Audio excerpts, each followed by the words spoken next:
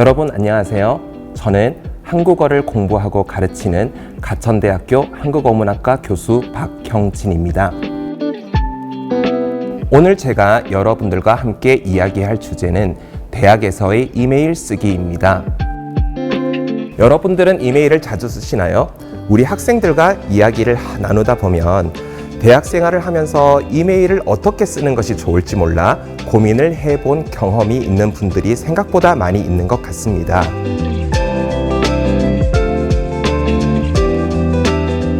지금부터 저와 함께 상대방을 배려하면서도 효과적으로 의사소통의 목적을 달성할 수 있는 이메일 쓰기의 방법을 생각해 보면서 여러분들의 고민에 대한 답을 찾을 수 있기를 바랍니다.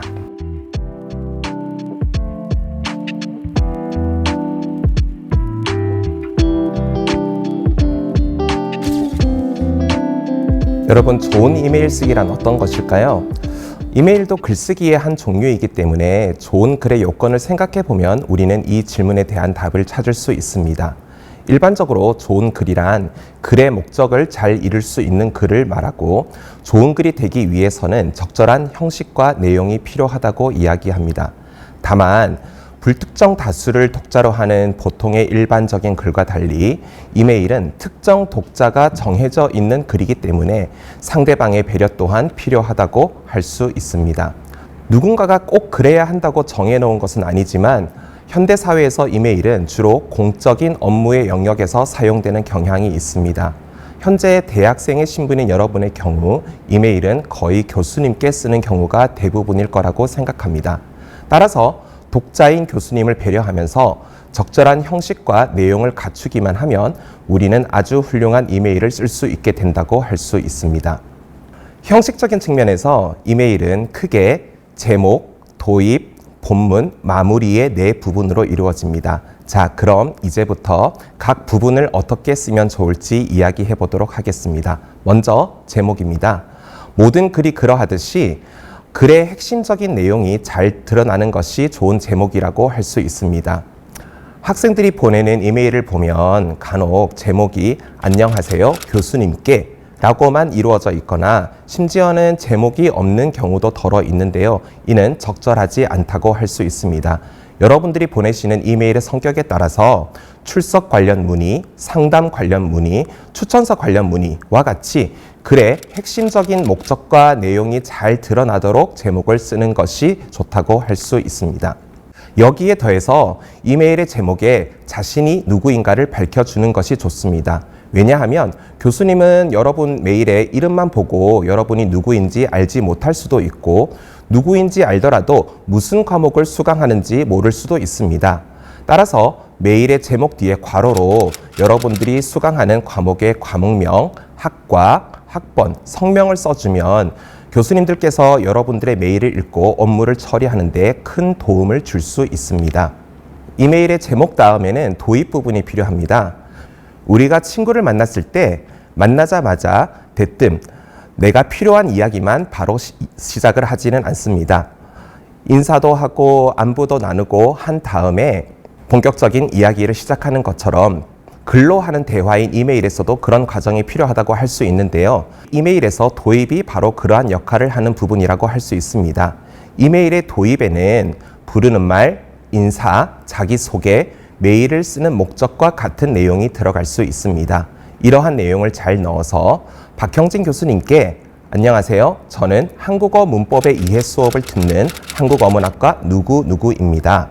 수업과 관련하여 문의드릴 내용이 있어서 이렇게 메일을 보냅니다. 라고만 작성하면 아주 훌륭한 도입이 된다고 할 수 있습니다. 여기에 조금만 더 욕심을 내어보자면 자기소개 뒤에 요즘 아침 저녁으로 날씨가 꽤 추워진 듯합니다. 감기 안 걸리도록 건강에 유의하시기 바랍니다. 와 같이 안부를 묻거나 교수님의 수업 항상 재미있게 잘 듣고 있습니다. 좋은 강의 해주셔서 감사합니다. 와 같이 평소에는 교수님께 전하지 못했던 인사를 전하는 것도 아주 좋은 방법이 될 수 있습니다. 이 말이 여러분들께 마음에 없는 말을 하라는 것은 절대 아닙니다. 하지만 진솔한 마음에서 나타나는 이런 인사는 메일의 전체적인 분위기를 부드럽게 만들 수 있을 뿐만 아니라 메일의 목적을 효과적으로 달성하는 데에도 분명히 도움을 줄 수 있습니다. 이제 본문을 이야기해 보도록 하겠습니다. 이메일의 본문은 메일을 통해 전달하고자 하는 내용을 최대한 간결하고 명확하게 작성하는 것이 좋습니다. 이때 메일의 본문을 간결하게 쓴다고 해서 정말 필요한 내용이 누락되는 것도 적절하지 않고 필요 이상으로 내용이 길어지는 것도 좋지 않습니다. 제가 방금 여러분들께 드린 이 말씀이 조금은 막연하고 추상적으로 들릴 수도 있을 것 같습니다. 어느 정도의 내용이 과연 적절한가는 여러분이 교수님의 입장이라고 생각을 해보면 어렵지 않게 그 답을 찾을 수 있을 거라고 생각합니다. 만약에 여러분들이 교수님께 어떤 프로젝트에 지원을 하기 위해서 추천서 작성을 부탁하는 상황이라면 교수님이 추천서를 작성할 때 필요한 내용, 예를 들면 프로젝트에 대한 정보라든지 프로젝트에 지원하려고 하는 동기라든지 프로젝트와 관련되는 경력, 장점과 같은 내용이 들어간다면 교수님들께서 여러분들의 메일을 읽고 추천서를 작성하는 데 도움이 될 수 있을 거라고 생각합니다. 그럼 지금부터는 간단한 실제 이메일 본문의 사례를 한번 보도록 하겠습니다. 학기 말에 여러분들께서 성적을 받고 나서 자신의 성적에 대해서 아쉬움이 있을 경우에 어떻게 교수님께 이메일을 보낼 수 있을까요? 제가 받은 이메일의 본문을 하나 소개해 드리도록 하겠습니다. 한 학기 동안 교수님의 무슨 수업 잘 들었습니다. 좋은 수업 해주셔서 정말 감사합니다. 그런데 제 나름대로는 열심히 공부를 한다고 했는데 제가 기대했던 것보다 조금 낮은 성적이 나온 것 같습니다. 제가 어떤 부분에서 부족함이 있었는지 알려주시면 앞으로 그 부분에 더 신경을 써서 다음 학기에는 더 좋은 성적을 받을 수 있도록 노력해 보고 싶습니다. 바쁘시겠지만 확인을 부탁드립니다. 라는 메일입니다. 자, 여러분 어떠신가요?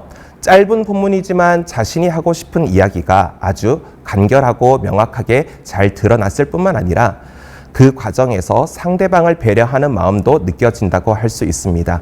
이처럼 자신이 전달하고자 하는 내용을 간결하고 명확하게 표현하고자 지속적으로 노력을 해 나간다면 좋은 이메일을 쓸 수 있을 뿐만 아니라 나중에 여러분들의 글쓰기 능력이 향상되는 데에도 큰 도움이 될 거라고 생각합니다. 이렇게 본문이 끝나면 그럼 안녕히 계세요. 누구누구 올림과 같이 끝 인사를 하면서 메일을 마무리하면 됩니다. 예전에 종이 편지가 일반적으로 쓰이던 시기에는 편지의 마지막에 윗사람에게는 올림이라는 표현을 사용하고 윗사람이 아닐 경우에는 드림이라는 표현을 사용해야 한다는 인식이 있었습니다. 최근 이런 인식이 많이 희미해진 경향이 있기는 하지만 올림이라는 표현으로 이메일을 마무리하는 것이 더 좋다고 할 수 있습니다. 마지막으로 이메일을 보낸 후의 이야기에 대해서 잠깐 생각해 보도록 하겠습니다. 메일을 보낸 후에 몇 시간이 지났는데 교수님께 답장이 오지 않는다고 조급해하는 경우가 있는 것 같습니다. 그런데 교수님께서는요, 이메일을 확인하지 못하거나 아니면 확인을 하더라도 바로 그 일을 처리하지 못하는 상황에 있을 수도 있습니다. 따라서 여러분들께서 교수님께 이메일을 보낸 후에 하루 이틀 정도는 답을 좀 여유 있게 기다리는 태도가 필요하다고 생각합니다. 하지만 이메일을 보낸 후에 며칠이 지났는데도 답이 없을 때에는 다시 한번 이메일을 보내거나 교수님께 전화를 드리는 것도 좋은 방법이 된다고 생각합니다. 지금까지 대학에서의 이메일 쓰기라는 주제로 함께 이야기를 나눠봤습니다. 모든 글쓰기에 절대적인 정답이란 건 있을 수 없습니다. 오늘 제가 말씀드린 이메일 쓰기의 기본적인 원칙을 참고하면서 여러분 각자의 개성이 잘 드러나는 즐거운 이메일 쓰기를 할 수 있기를 바랍니다. 감사합니다.